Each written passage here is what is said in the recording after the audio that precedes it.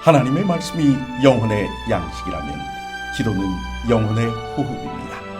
하루의 시작을 말씀과 기도로 연다면 우리의 영혼은 날로 건강해질 것입니다. 오늘은 열왕기상 11장 11절에서 13절의 말씀을 묵상하여 우리의 영혼을 살찌우고 기도로 하루를 시작함으로 활력을 얻고자 합니다. 여호와께서 솔로몬에게 말씀하시되 내게 이러한 일이 있었고 또한 내가 내 언약과 내가 내게 명령한 법도를 지키지 아니하였으니 내가 반드시 이 나라를 내게서 빼앗아 내 신하에게 주리라.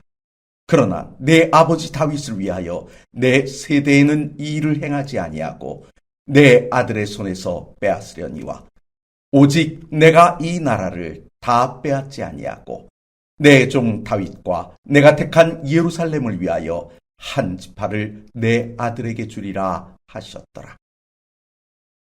성경을 통독하다가 건너뛰고 싶은 곳이 있다면 그중 한 곳이 바로 오늘의 본문이 기록된 열왕기상 11장입니다. 어떤 과격한 분들은 11장을 읽은 후 솔로몬은 태어나지 말았어야 했다라고 주장하기도 합니다. 왜일까요? 일반적인 사람들의 일생의 공통점을 살펴보십시오. 젊어서는 자신을 믿고 덤벙거리다가 많은 시행착오들을 경험합니다. 하지만 나이가 들면 그 경험들이 지혜로 변하는 것을 발견하게 됩니다.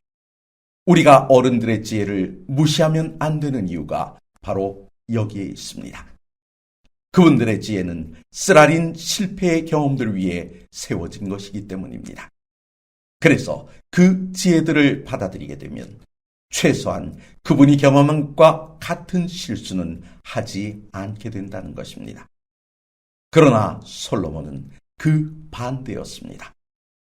젊은 시절 혈기가 방자하여 날뛸 만한 때엔 노인처럼 차분히 하나님의 지혜를 의지했습니다. 그런데 엉뚱하게도 나이가 들어서는 자신의 지혜를 믿고 방자히 행하고 말았습니다. 다행인 것은 하나님의 마음에 합한 자였던 아버지 다윗 덕에 아들에게 왕위를 물려줌으로 간신히 체면을 유지하게 되었다는 사실입니다. 여호와를 경외하는 것이 지혜라고 믿었을 때에는 실패함이 없었습니다. 하지만 자신이 지혜롭다고 생각하는 순간 그의 항로가 변하고 말았던 것입니다. 솔로몬은 부친 다윗과 자신의 차이가 힘으로 나라를 부강하게 만들었는가 아니면 지혜로 이루어졌는가에 있다고 여겼던 것 같습니다. 왜냐하면 다윗은 전쟁을 통해 주변국들을 굴복시켜 조공을 받았다면 자신은 지혜로 주변 왕들을 감복시켜 예물을 가져오게 만들었기 때문입니다. 이 과정에서 솔로몬은 전쟁을 피하기 위해 자신의 생각으로 외교 관계를 풀어갔는데 그것이 11장에 기록된 내용입니다.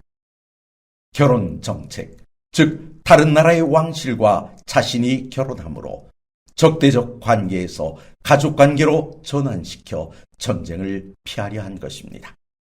이러한 외교 정책은 상대국을 인정하다 보니 그곳에서 시집온 아내들의 신앙도 존중해 주어야 했고 이는 곧 자신마저 우상 숭배에 빠지는 함정이 되고 말았다는 것입니다.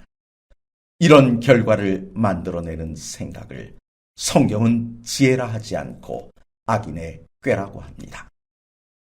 말씀과 기도로 하루를 시작하려 하시는 성도 여러분, 자신의 지혜를 의지하는 순간 교만에 빠지게 되고 교만이 자리 잡는 순간 하나님처럼 되고 싶은 욕망에 선악과를 먹은 하와처럼 되고 맙니다.